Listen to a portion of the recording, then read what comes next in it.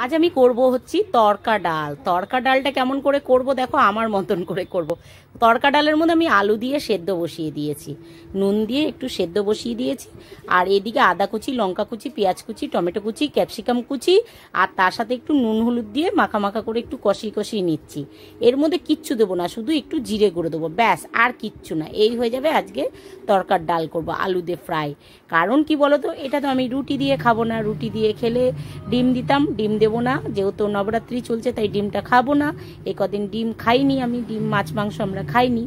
একটু পেঁয়াজ আদা রসুন খেয়েছি, কিন্তু মাছ মাংস ডিম খাইনি। এটা দিলাম জিরে গুঁড়ো, ব্যাস। এবার একটু ভালো করে কষিয়ে নিয়েছি। এর মধ্যে আমার তরকার ডালটা সেদ্ধ হয়ে গেছে, এটা দিয়ে দেবো।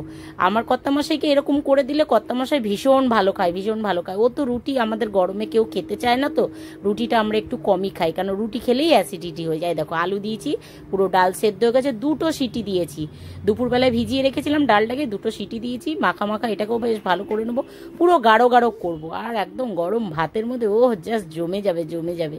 তাও একটু মাখা মাখা করে নিই, বেশ কষিয়ে নিই, তারপরে আমার রেডি হয়ে যাবে তরকার ডাল। এমনি করে তোমরা করে খেও।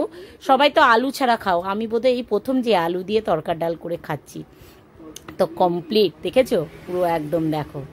ও, আর আমার বরমশাই খেয়ে বলবে কেমন হয়েছে, সেটা তো জানতেই হবে আমাকে। তো তার আগে আমি সবার আগে ভাতের মধ্যে একটু তরকার ডাল দিয়ে বরমশাইকেই দিলাম।